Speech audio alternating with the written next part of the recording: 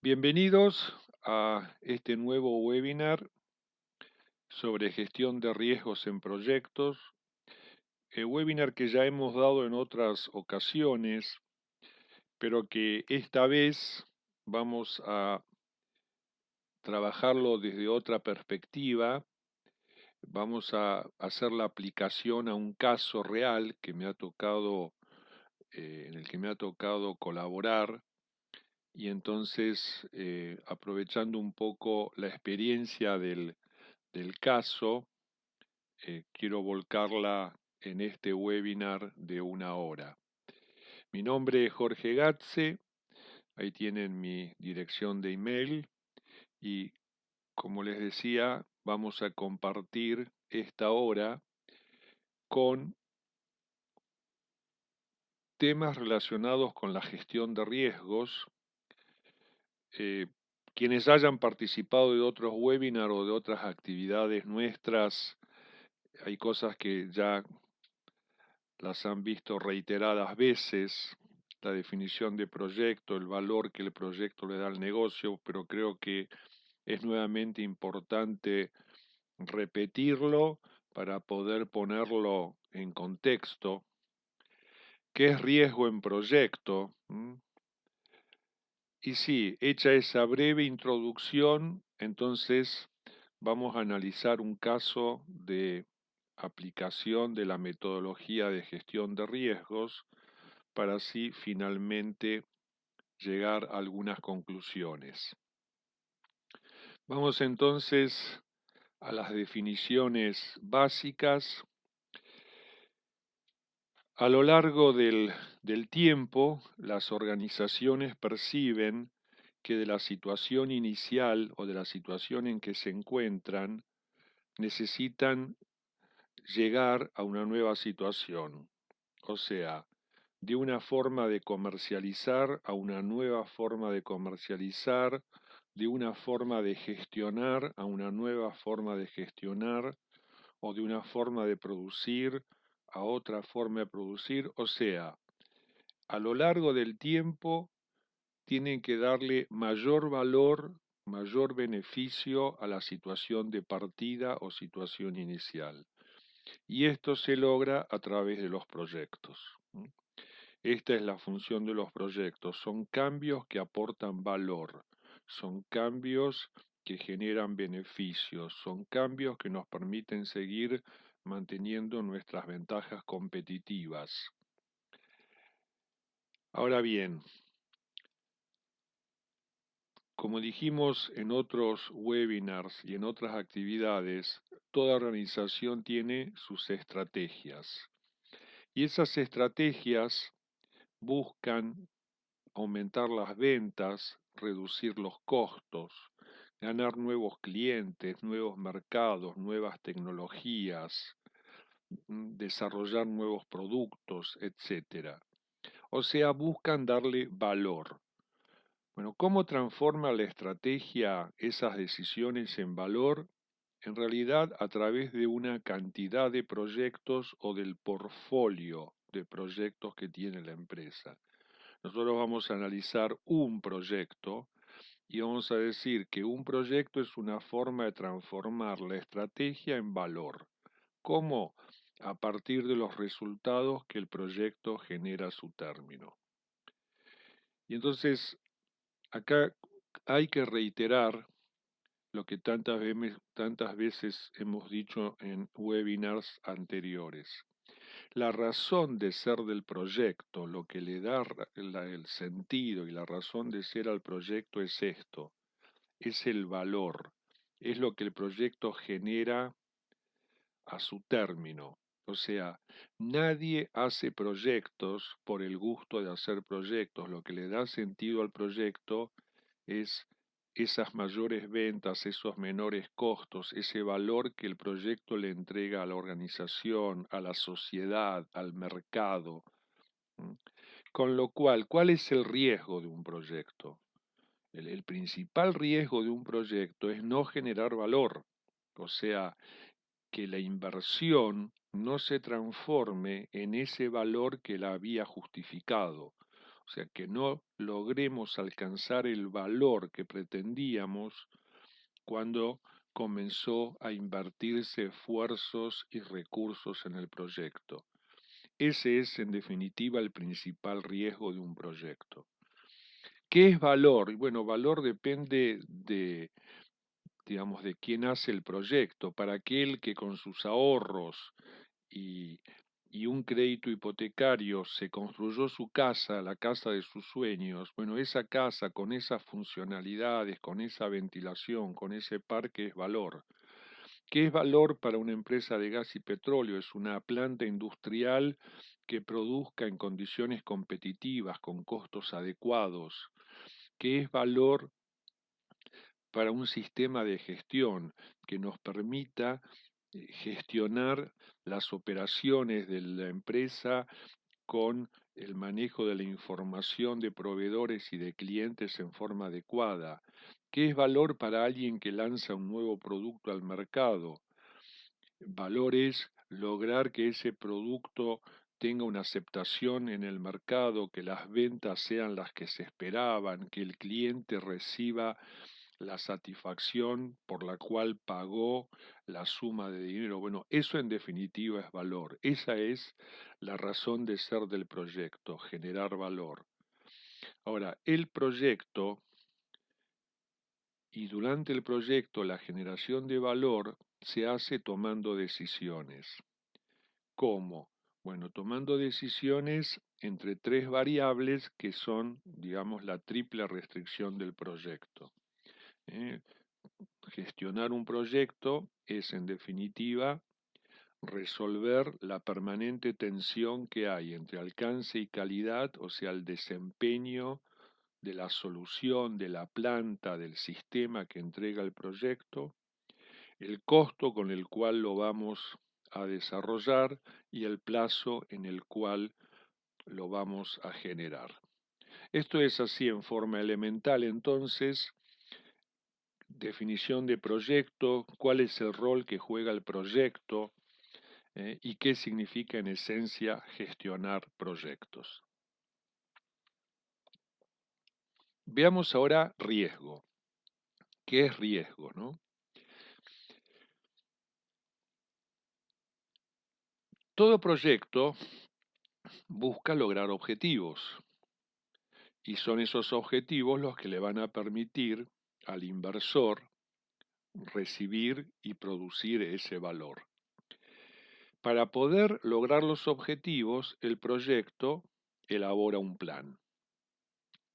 Ahora, el proyecto se lleva adelante en un contexto de incertidumbre, o sea, en un contexto de hay cosas que no están resueltas, no están definidas, no están claras.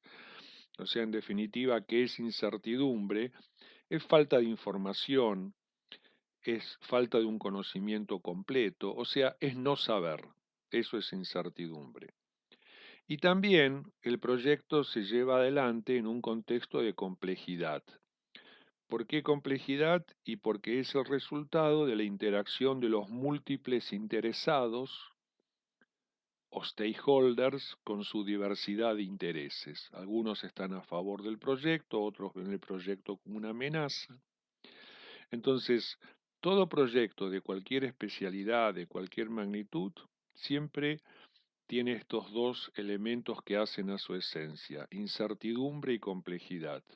Claro, no es la misma la incertidumbre y la complejidad en el proyecto de construir mi vivienda familiar que en el proyecto de desarrollo de un yacimiento no convencional. Las magnitudes de incertidumbre y complejidad son realmente completamente distintas. Pero siempre tenemos incertidumbre y complejidad en todo proyecto. Entonces, ¿esto qué genera? Esto genera que como hay cosas que no están claras, que no se saben porque hay incertidumbre, el plan de proyecto se arma en base a hipótesis. Precisamente, ¿por qué necesitamos hipótesis? Porque como no sabemos, como no tenemos información completa, necesitamos asumir ciertas cosas para poder empezar a trabajar en el proyecto. Y además, también todo proyecto, y esto hay que reflejarlo en el plan, tiene restricciones. Entonces, todo plan de proyecto está armado en base a hipótesis, supuestos y en base a restricciones. Habiendo definido entonces este contexto general, veamos qué es riesgo. Bueno, la definición de riesgo es un evento incierto, es algo que puede ocurrir como puede no ocurrir. O sea, es algo que hasta ahora no ocurrió, puede ser que ocurra, no es 100% seguro, porque si fuese 100% seguro de que va a ocurrir, no es riesgo, va al plan. O sea, lo incorporo como un elemento del plan. Entonces, riesgo es un evento incierto, que si ocurre es algo que no estaba contemplado en el plan, era distinto a lo que nosotros teníamos previsto en el plan, y que en caso de ocurrir afecta los objetivos. Este es el esquema entonces de riesgo.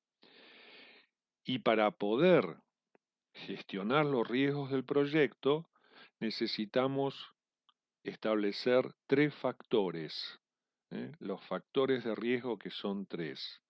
Ellos son el evento incierto, eso que puede ocurrir o no, la probabilidad de ocurrencia, y el impacto que genera sobre los objetivos en caso de ocurrir. Entonces, los procesos de gestión de riesgo que vamos a ver ahora trabajan en base a estos tres factores. Cada riesgo es un evento que puede ocurrir o no, y en el cual habrá que establecer la probabilidad de ocurrencia y el impacto que me produce sobre los objetivos en caso de ocurrir.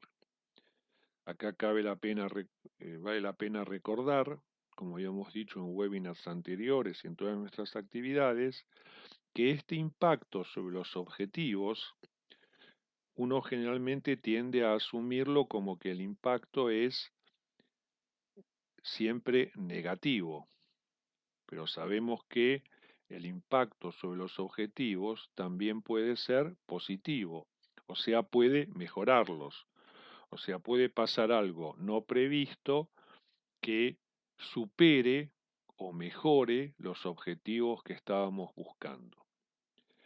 Entonces, ¿cuáles son los procesos de gestión de riesgos que vamos precisamente a aplicar en este caso que ya en unos instantes vamos a empezar a presentar y trabajar?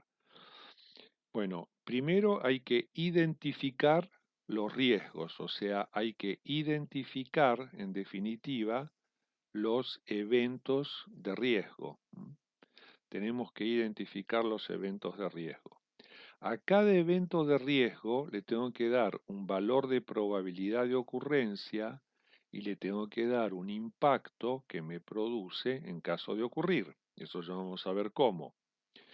Con esto, entonces, puedo proceder a la clasificación de los riesgos.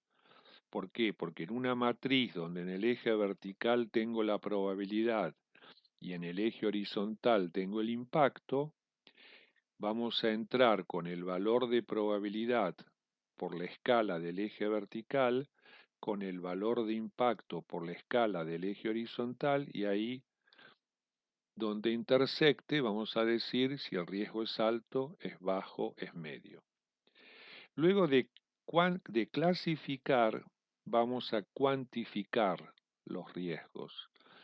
Y hoy, en este caso, de las variadas y muchas herramientas de cuantificación, simplemente vamos a ver una de ellas, que es simulación Monte Carlo. Entonces, habiendo identificado los riesgos, habiéndolos clasificado y cuantificado, vamos a generar las respuestas. Para aquello que es una amenaza, para aquello que puede ser negativo para los objetivos del proyecto, Las respuestas son evitar, transferir, mitigar y aceptar. Mientras que para aquello que puede resultar positivo para los objetivos del proyecto, o sea, que es una oportunidad, las respuestas son explotar, compartir, mejorar y aceptar. Estos son en esencia los procesos centrales. El PMBOK tiene otros procesos. El PMBOK, que es la guía de dirección de proyectos del PMI, tiene además un proceso previo a estos cuatro, que es planificar la gestión de los riesgos. Tiene otro proceso ahora que es implementar la respuesta a los riesgos y un último proceso que es monitorear los riesgos durante el proyecto. O sea, son 7 procesos los que tiene hoy la sexta edición del PMBOK. Nosotros de esos 7, en este caso de aplicación, vamos a trabajar solamente estos 4. Entonces veamos el caso. Es un caso real que me ha tocado colaborar, así que primero les voy a contar un poco la situación, eh, digamos, qué proyecto se hizo, por qué se hizo. La empresa tiene el nombre, cambié el nombre, pero sí es una empresa de la industria del plástico. El nombre que le puse es Plástico Sara. Es una empresa que fabrica y comercializa productos de plástico. Todavía existe la empresa hoy. Esto fue hace años, pero hoy todavía existe. Tiene 20 años de presencia en el mercado, 2 socios gerentes, o sea, hay 2 dueños de esta empresa. Tienen una planta fabril y 2 sucursales. Cuando se hizo el proyecto, que ahora van a ver de qué se trata, en ese momento había 150 entre empleados y operarios. Un dato que va a ser importante, van a ver ya en unos momentos, estos 150 empleados y operarios, edad promedio 45 años, antigüedad promedio 14 años.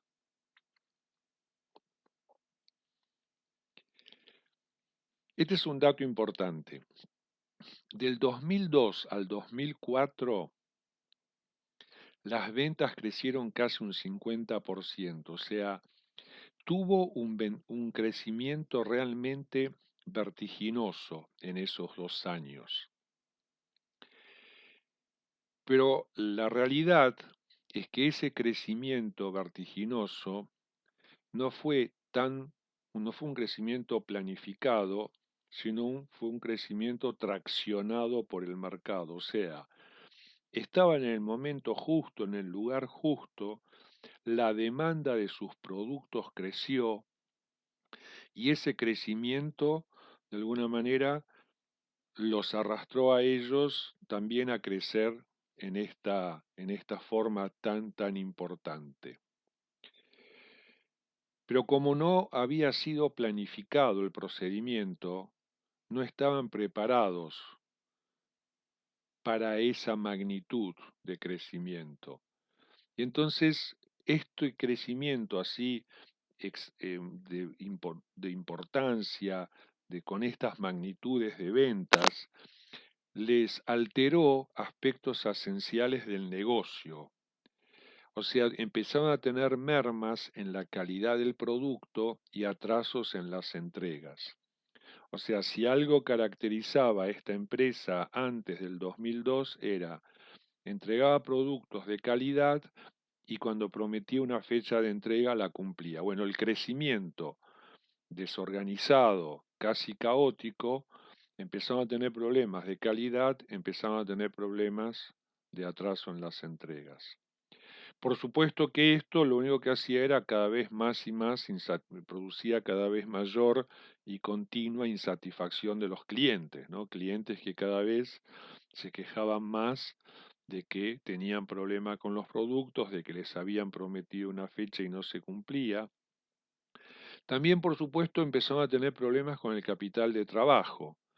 y esto es muy común en muchas empresas, en pymes, y a veces en las grandes también, pero acá lo que pasó es que para acompañar ese crecimiento, ¿qué se decidió? Para acompañarlo y a su vez fomentarlo, a los clientes se les estiraban los plazos de pago, o sea, se les permitía pagar a largo, mientras que los proveedores, para que no los dejen sin materias primas, se les pagaba a corto, o sea, a corto plazo.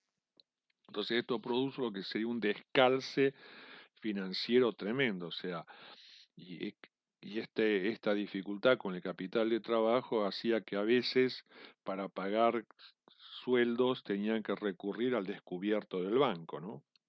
O sea, típico problema, digamos, que trae aparejado un crecimiento cuando no está bien controlado, cuando no está bien organizado. Entonces, esta situación hace que uno de los socios sugiera que empiecen a formalizar un poco las formas de trabajo, los procesos, y sugiere e insiste que implementar un sistema de gestión de calidad según la normativa ISO 9001 puede ayudar a la empresa a ordenarse, a formalizar un poco más los procesos, a tener un poco más bajo control el- la producción.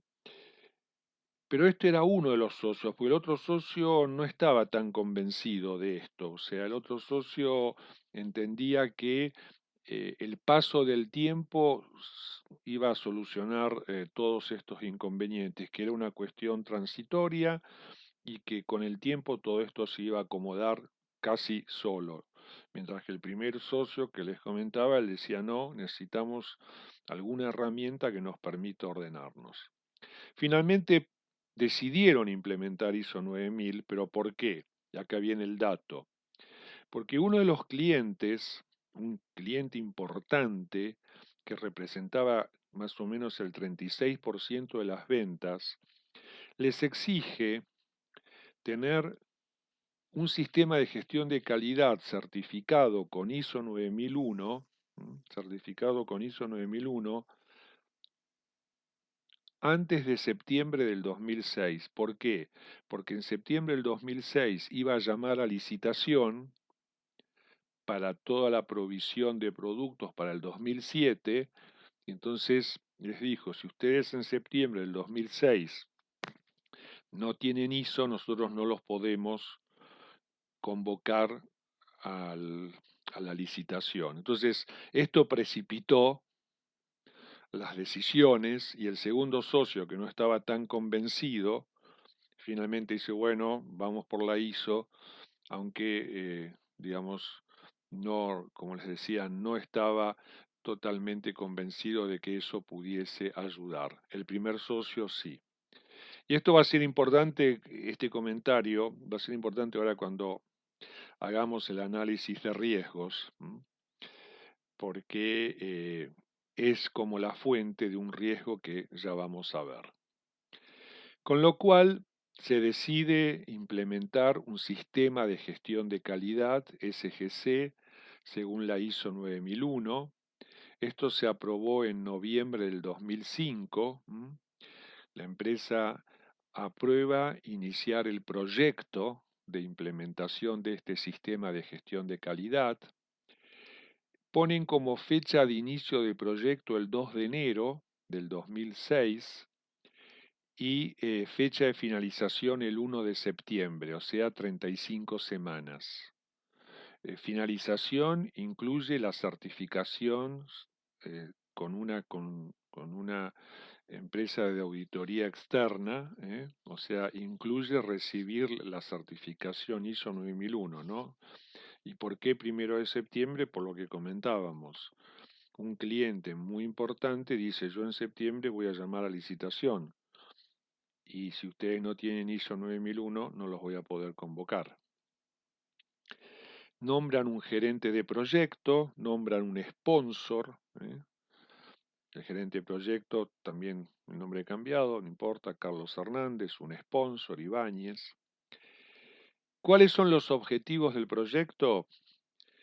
implementar el sistema de gestión de calidad y certificar ISO 9001. ¿Y cuál es el valor que el proyecto aporta al negocio? Ordenar y sistematizar procesos, aumentar la eficacia y eficiencia de las operaciones, o sea, empezar a reducir la cantidad de defectos, empezar a bajar un poco costos también y restablecer la confianza a los clientes. Entonces, acá vemos en forma sencilla, en este ejemplo, esto que yo mencionaba al comienzo. Entonces, nosotros tenemos un proyecto ISO 9001, que a su término genera un resultado, y en este caso, ¿cuál es el resultado? El sistema de gestión de calidad certificado. Ese es el resultado que entrega el proyecto a su término. ¿Y qué es valor en este caso? Que se logra justamente con el sistema certificado. Valor es ordenar y sistematizar procesos, valor es mayor eficacia y eficiencia, valor es restablecer confianza. Acá está claro la diferencia entre resultado de proyecto y el valor, el beneficio que el mismo aporta a su término. Acá vamos a ver un ejemplo de la WBS que se hizo para ese proyecto. ¿eh? Acá tienen los paquetes de trabajo. Recuerden que paquete de trabajo es en cada rama el nivel más bajo. Acá hay uno, acá hay dos más, son tres, acá tres más son seis, acá hay tres más nueve, 11, 14, son 16 paquetes de trabajo, ¿no? Es una EDT de 16 paquetes de trabajo. Estos paquetes de trabajo, con estos paquetes de trabajo, vamos a ver en la diapositiva que sigue, se armó un cronograma de trabajo. Este es el cronograma de trabajo.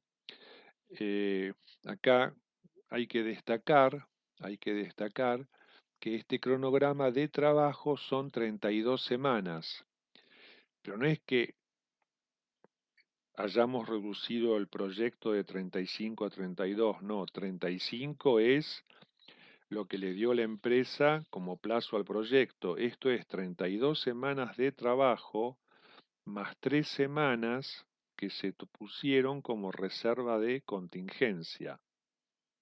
Como reserva de contingencia, o sea, como colchón de plazo.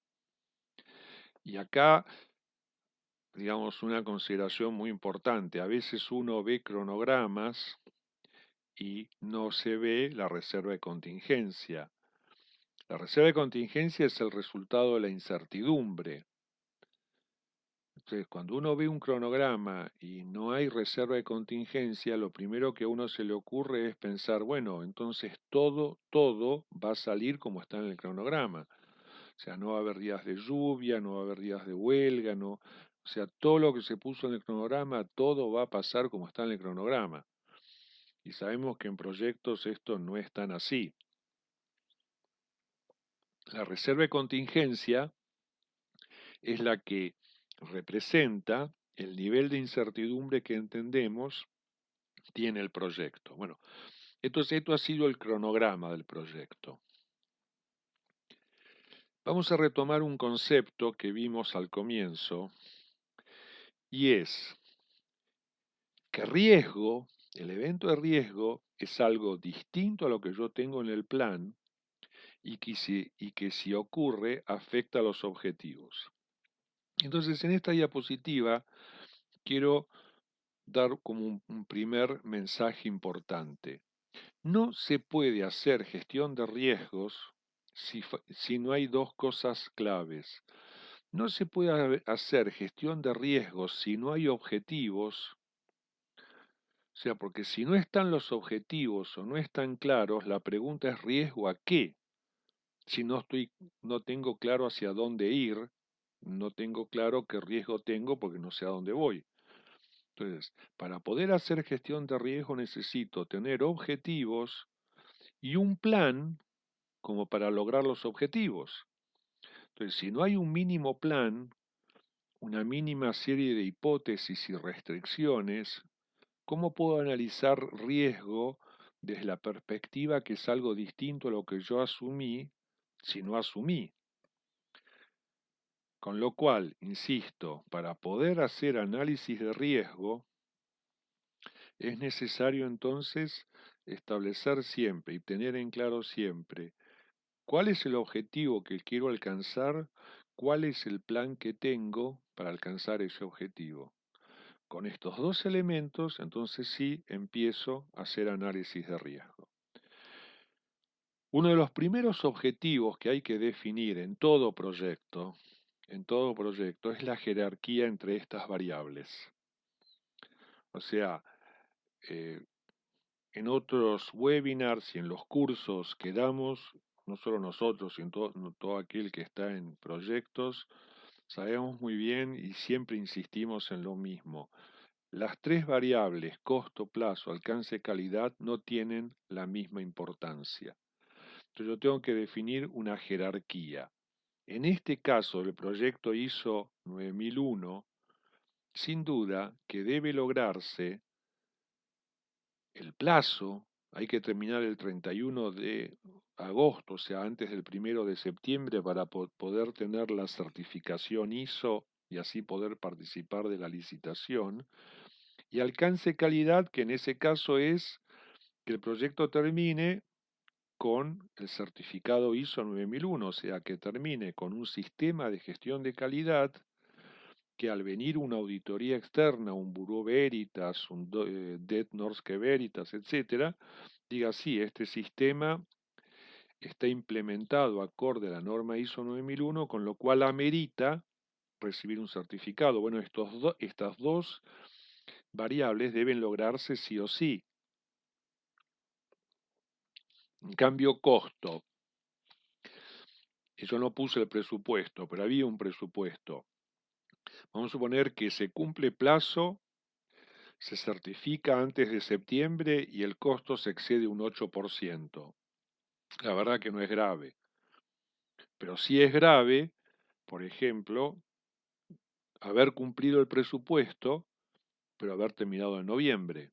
O haber cumplido el presupuesto y no haber logrado certificar la ISO porque la empresa de auditoría externa no vio un sistema suficientemente maduro como para certificarlo. Entonces, las tres variables no tienen la misma importancia, no tienen la misma incidencia en lo más importante del proyecto, que es, dijimos, el valor que éste debe aportar a su término.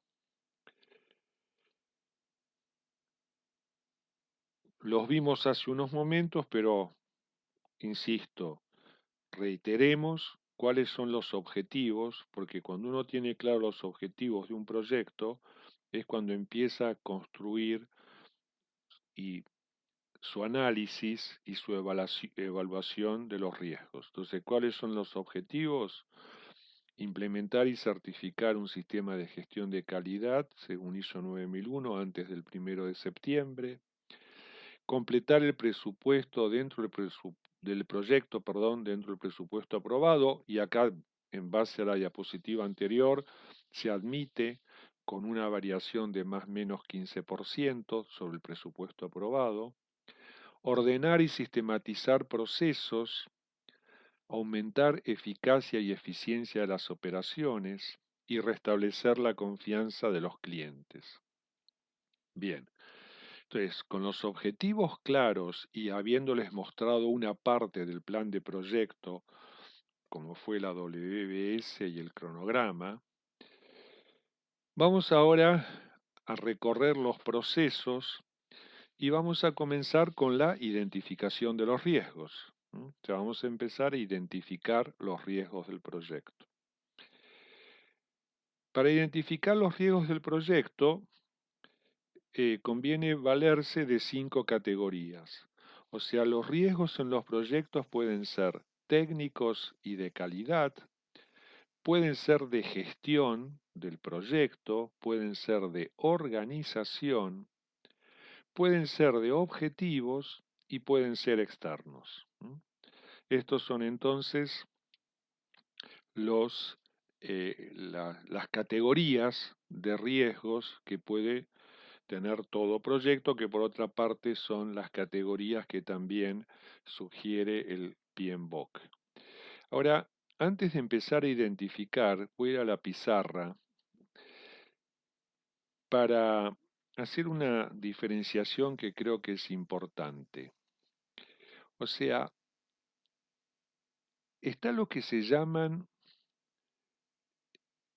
las causas de riesgo, las causas de riesgo, que son condiciones de contexto que generan los eventos de riesgo o los eventos inciertos. Pero las causas y los eventos son cosas distintas. Por ejemplo, cuando uno hace identificación de riesgos, y esto lo he visto en algunas empresas, se pone como evento de riesgo, se pone la conflictividad sindical o los problemas sindicales. Bueno, los problemas sindicales no es un evento de riesgo, porque es algo que está, es algo que conozco, es algo que está sucediendo, eso es una causa. El evento podría ser una huelga, que puede ser que ocurra o no durante el proyecto, pero la conflictividad sindical, eso no es un evento. Sería evento si yo tengo una, digamos, una relación normal con el sindicato, no hay ningún problema, y yo entiendo que durante el proyecto puede empezar a haber algún tipo de conflictos. Bueno, ahí podría ser evento, habría que analizarlo. Por ejemplo, en este proyecto que estamos analizando, cuando yo les dije que la edad promedio de la gente era 40 y pico de años y 14 años la antigüedad, y que era gente muy habituada a trabajar de manera informal, con poca formalidad en registrar, y ahora hay que eh, pasar a un sistema que registra, que necesita formalizar. Bueno, yo no puedo poner como riesgo que la gente tiene una alta edad promedio y mucha antigüedad. Eso es la causa, eso es la condición de borde.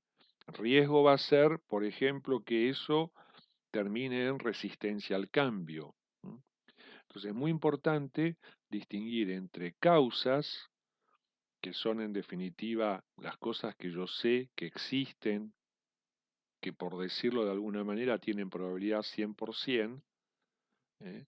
de los eventos de riesgo. Bueno, hecha esta distinción, entonces vamos a identificar los riesgos y, por ejemplo, en la categoría de riesgos técnicos, un riesgo que se identificó fue que los procedimientos de trabajo que se desarrollen con motivo del sistema de, de gestión de calidad sean procedimientos de difícil aplicación, o sea, procedimientos que eh, requieran una gran cantidad de controles que después no se pueden aplicar. O sea, a ver, para la pregunta de Romina, las condiciones existentes son las condiciones de borde que yo conozco que existen y que las voy a tener durante el proyecto. O sea, por ejemplo, si hay proyectos que se hacen, no sé, en la zona de las lluvias monzónicas. Entonces, yo sé que en esa zona de Tailandia, por ejemplo, hay varios meses al año que todos los días, a la misma hora, a las 3 de la tarde, llueve en forma torrencial. Y eso pasa siempre. Bueno, eso no es un riesgo. Es una condición de contorno. O sea, yo tengo que planificar sabiendo que en esa época del año, todos los días a 3 de la tarde, voy a tener lluvias torrenciales. O por ejemplo, hay que construir un edificio en Tierra del Fuego. No es riesgo de que nieve, porque en Tierra del Fuego nieva, es condición de borde, es condición climática de Tierra del Fuego. Ahora, riesgo sí hay que nieve si voy a hacer un edificio en la ciudad de Buenos Aires. Esas son condiciones existentes o de borde, son condiciones que yo sé que están dadas, están presentes al momento de llevar adelante el proyecto.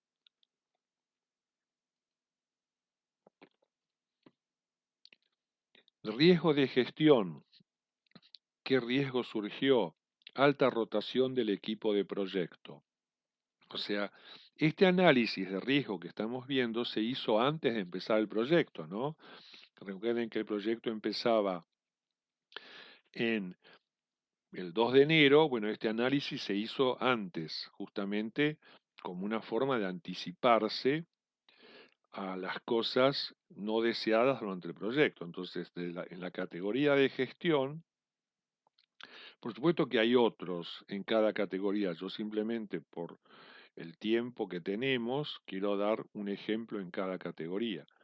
Entonces, en gestión, un riesgo es que me saquen la gente durante el proyecto, o sea que, por ejemplo, compras me manda una persona que conoce muy bien los procesos de compra, pero a los 2 meses me saca a esta persona diciendo, no, tiene mucho trabajo, te lo reemplazo por otro que, digamos, tiene mucha menos experiencia. ¿Se acuerdan que había dos socios, un socio muy convencido de que esto era necesario, otro socio no tan convencido? Entonces lo que se analizó es que durante el desarrollo el proyecto pierda apoyo por parte de la dirección. ¿Por qué, por ejemplo? Y porque durante el proyecto, vamos a suponer, entra un pedido de 100.000 unidades y la empresa que hace ese pedido no pide ISO. El segundo socio va a decir, viste que no es necesario, viste que no hace falta. Es muy normal y en proyectos de este tipo que necesitan un alto apoyo de la dirección, que por alguna razón durante el proyecto, no es que se deje de hacer el proyecto, simplemente que pierda apoyo. O resistencia al cambio, ese que decía, ¿cuál es la condición de borde? La condición de borde tenemos alta edad promedio, alta antigüedad en la empresa, habituados a trabajar de manera muy informal, poco registro, poca formalidad. Y ahora hay que empezar a registrar, hay que empezar a formalizar. Entonces, ¿cuál podría ser un riesgo? Bueno, la resistencia al cambio. No quiero, si toda la vida trabajé de esta manera, porque tengo que cambiar. Y este es también un riesgo de organización, porque en definitiva es la gente de la organización la que se opondría a implementar este sistema. Riesgo de objetivos, uno de los más comunes. No se comunican los objetivos en forma clara y transparente. Este es un típico riesgo de objetivos. Los objetivos o no están claros o no están suficientemente y adecuadamente comunicados a todos los integrantes de la organización. Y riesgos externos, un riesgo que se analizó, había varios, fue que el cliente que exige tener la certificación ISO antes de septiembre adelante la fecha de la licitación. O sea, de pronto en febrero o marzo diga, bueno, pero yo voy a licitar en julio, por ejemplo. Y el proyecto está armado para terminar primeros días de septiembre, ¿no? Entonces, insisto, acá tenemos 6 riesgos. En total, en ese primer análisis hubo más o menos 20 y pico, me acuerdo, 25 riesgos más o menos. Yo traje 6 solamente, pero lo que quiero mostrarles es cómo se aplica entonces este sistema. Habiendo hecho la identificación de riesgos, ahora lo que sigue es la clasificación. ¿Mm? Bueno, para clasificar lo hicimos de manera muy sencilla. Hay maneras, digamos, más complejas, menos complejas. Nosotros armamos una escala de probabilidad de ocurrencia y una escala de impacto sobre los objetivos. Y dijimos, Si la probabilidad de que el evento ocurra es muy alta, lo vamos a calificar de 0,9. Si la probabilidad de que el evento ocurra es solamente alta, 0,7, 0,5 si es media y así. Lo mismo el impacto. Si el impacto que produce el evento en caso de ocurrir es muy alto sobre los objetivos, lo vamos a calificar de 0,9. 0,7 si es alto, 0,5 si es medio, y en ambos casos 0,1 si la probabilidad es muy baja y 0,1 si el impacto es muy bajo. Es una manera muy sencilla, pero que van a ver para ese proyecto fue muy útil. Y además establecimos la matriz. ¿Y cómo establecimos la matriz de riesgos? Dijimos, si al multiplicar probabilidad por impacto el producto resulta menor o igual que 0,45, perdón, mayor o igual, disculpen, es el signo mayor o igual que 0,45, el riesgo es alto. Si al multiplicar P por I el producto da entre 0,45 y mayor o igual a 0,25, el riesgo va a ser moderado. Y si al multiplicar probabilidad por impacto el producto da menor a 0,25, vamos a definir el riesgo como bajo. Entonces, con estos 6 eventos de riesgo, en equipo, y esto es muy importante que participe el equipo de proyectos, sobre todo porque esto es un proceso bastante subjetivo. Entonces necesito la opinión y escuchar a otros para de alguna manera bajar los efectos negativos de la subjetividad. Entonces, al primer evento de riesgo, procedimientos de trabajo de difícil aplicación, consideramos que la probabilidad de ocurrencia era 0,6. El impacto sobre los objetivos, si se llega a producir este evento, 0,8, con lo cual probabilidad por impacto es 0,48, lo cual es mayor a 0,45, de modo que este es un riesgo alto. Después, el segundo riesgo, alta rotación del equipo de proyecto. Cuando hicimos el análisis de riesgo, entendíamos que por el convencimiento que había de los gerentes, la probabilidad de ocurrencia no iba a ser muy alta, pusimos 0,4, pero el impacto, cuando uno pone el impacto, tiene que olvidarse de la probabilidad que puso y tiene que preguntarse, pero si llega a ocurrir, ¿cómo me afecta? Y ahí sí dijimos, si llega a haber alta rotación, el impacto es 0,7, con lo cual el producto es 0,28 y es un riesgo medio porque está entre 0,25 y 0,45, ¿no? El proyecto pierde apoyo por parte de la dirección, otra vez, en diciembre, con el convencimiento que en ese momento había, y parecía que las probabilidades de que esto ocurra eran bajas. Ahora, ¿qué pasa si realmente ocurre, si el proyecto pierde apoyo por parte de la dirección? El impacto es altísimo, ¿eh? Entonces, P por I es 0,18, es un riesgo bajo. Por eso es importante hacer este análisis de riesgo en forma periódica, porque si uno lo repite a fin de febrero y las cosas cambiaron, por ahí la probabilidad de que el proyecto pierda apoyo por parte de la dirección puede ser menor, pero también puede ser mayor, ¿no? Después, resistencia al cambio, vimos que la probabilidad era relativamente alta por la edad promedio, por la antigüedad, ¿eh? El impacto sin duda alto o muy alto, 0,8, con lo cual el producto es 0,56 y sin duda que esto es un riesgo alto. No se comunican los objetivos, probabilidad 0,6, impacto 0,8, el producto 0,48, otra vez riesgo alto, y el cliente adelanta la fecha de licitación, lo veíamos como muy poco probable, pero dijimos, claro, si llega a adelantar, si llega a ocurrir, El impacto es alto, el producto es 0,16, con lo cual el riesgo es bajo. Bueno, y con esto y con los otros riesgos se armó la matriz de riesgos del proyecto. Acá tienen esta matriz donde vemos que hay 3 riesgos altos, uno moderado y 2 bajos, que es lo que vimos en la tabla anterior.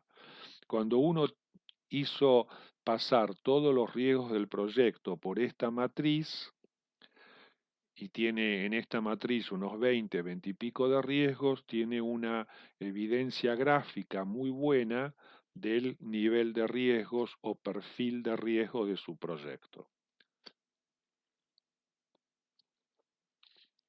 Habiendo hecho la identificación, la clasificación, vamos a ver ahora la cuantificación.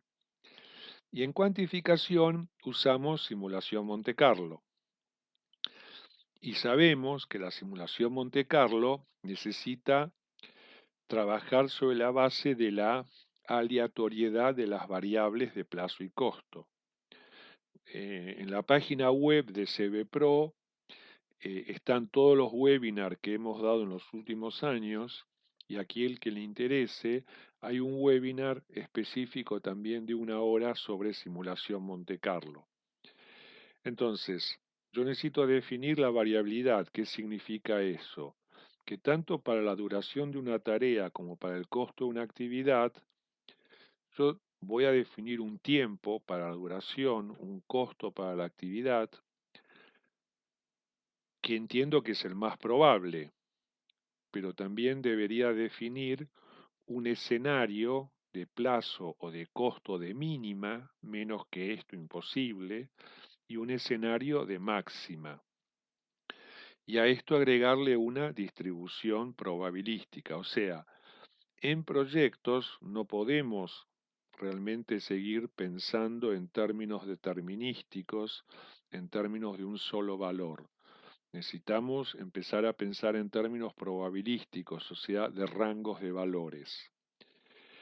Y también hay que analizar los eventos de riesgo, o sea, analizar el evento incierto que habíamos mencionado, que nosotros en el análisis cualitativo le hemos dado una probabilidad y un impacto simplemente para ver su nivel, pero ahora en el cuantitativo tenemos que darle una probabilidad de ocurrencia y por lo tanto una probabilidad de no ocurrencia, o sea, si hay un 20% de probabilidades que ocurra, hay un 80% de probabilidades de que no ocurra, y tengo que ver las consecuencias en caso de ocurrir.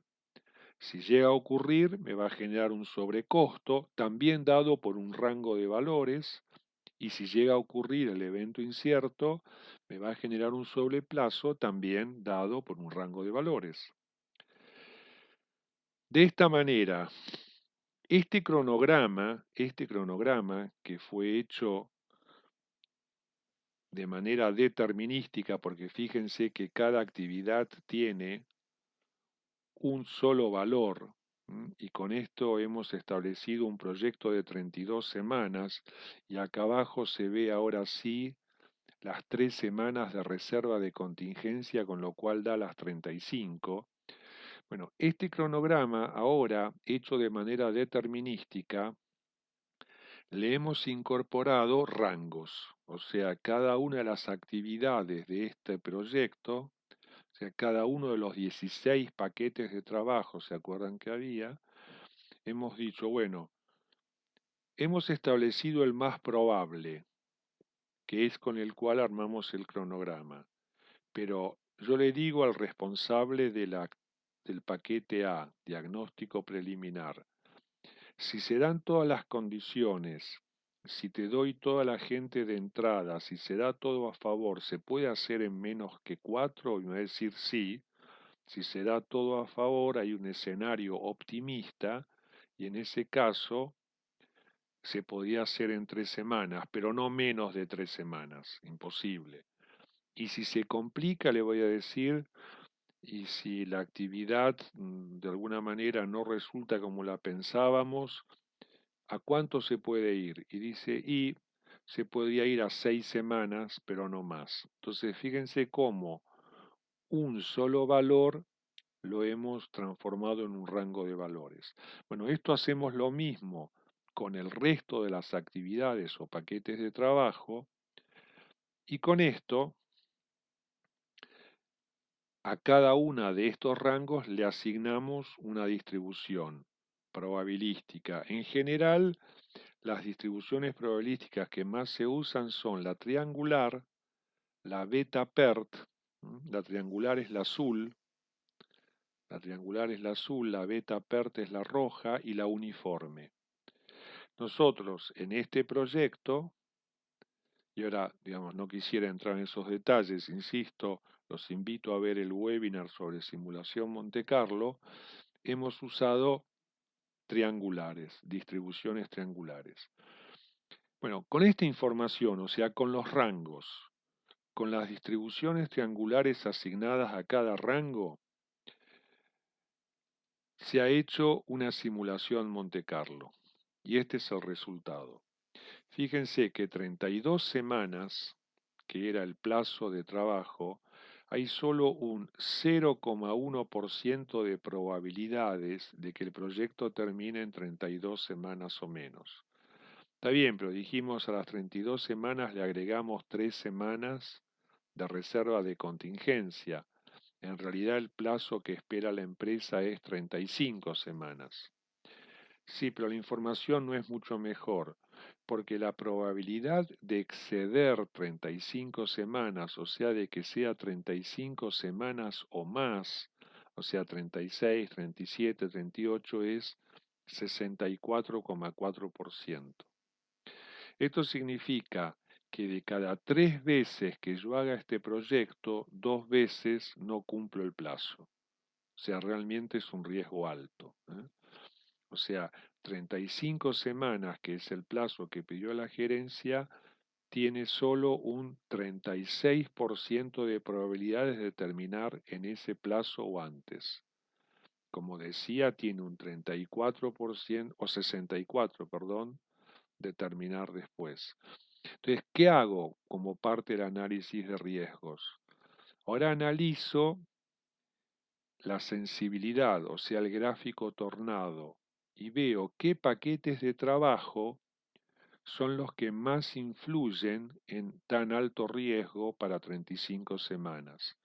Esto también me lo brinda la herramienta Simulación Monte Carlo, y fíjense que me dice que el paquete de trabajo E, preparación del manual de procedimientos, el paquete de trabajo A, diagnóstico preliminar, el paquete, son los 3 paquetes que más inciden en el riesgo, y la incidencia está dada por la extensión de la barra esta. ¿Por qué se llama tornado? Porque fíjense que acomoda como un tornado de mayor incidencia a menor incidencia las actividades o paquetes de trabajo que más influyen en el riesgo del proyecto. Con lo cual, ¿esto a qué me obliga? Bueno, ahora a dar respuestas, porque si tengo un riesgo tan alto, tengo que ver qué hago, qué respuestas. Y algo que no mencioné, esos escenarios de mínima y de máxima también se ponen en función de la clasificación de riesgos. O sea, los riesgos altos que habíamos encontrado cuando hicimos la clasificación también hacen que algunos escenarios de máxima sean altos. Entonces, ¿qué tengo que hacer como forma de dar respuestas? Tengo que, por ejemplo, trabajar sobre estos 3 riesgos: procedimientos de trabajo de difícil aplicación, resistencia al cambio, para ver cómo reduzco estos riesgos, o sea, cómo los saco a la categoría altos, para con eso poder revisar mis estimaciones. Entonces, por ejemplo, procedimientos de trabajo de difícil aplicación. Nos había dado un riesgo alto porque P por I era 0,48. ¿Qué se propuso acá? Mitigar el riesgo. ¿Cómo? cada proceso y procedimiento desarrollarlo con un involucramiento, o sea, logrando el consenso y el acuerdo de todos los involucrados. Priorizar la prevención y la planificación sobre el control e inspección durante todo el trabajo. Con esto, con estas medidas de respuesta al riesgo, ¿qué se espera? Se espera que la probabilidad, ¿eh? que antes la tenía en 0,6, baje a 0,2. Estas dos respuestas no modifican el impacto, que sigue siendo 0,8, pero ahora 0,2 por 0,8 es 0,16 y el riesgo pasó de alto, y si estas dos medidas funcionan y salen bien, el riesgo va a pasar abajo. Bueno, lo mismo con el otro riesgo, que es resistencia al cambio. Teníamos que era un riesgo alto. ¿Qué se propuso? Explicar a cada uno de los involucrados cómo se va a beneficiar con este sistema. Además, colaborar con cada involucrado en implementar el sistema en su tarea, o sea, ayudarlo a que no tenga miedo, a facilitarle el cambio. Si estas dos respuestas funcionan bien, la probabilidad bajaría a 0,4, el impacto se mantendría y el riesgo de alto pasa a medio. Y lo mismo con el tercer riesgo alto. También se propuso una respuesta y fíjense que de alto pasa a bajo. Y la otra cosa que se hizo es se replanificó el cronograma Gantt. O sea, se vio que 32 semanas como plan de trabajo era muy exigente, y entonces se eliminó un fast track que había y se lo llevó a 33 semanas. Y con la respuesta a los riesgos que acabamos de ver, se reestimaron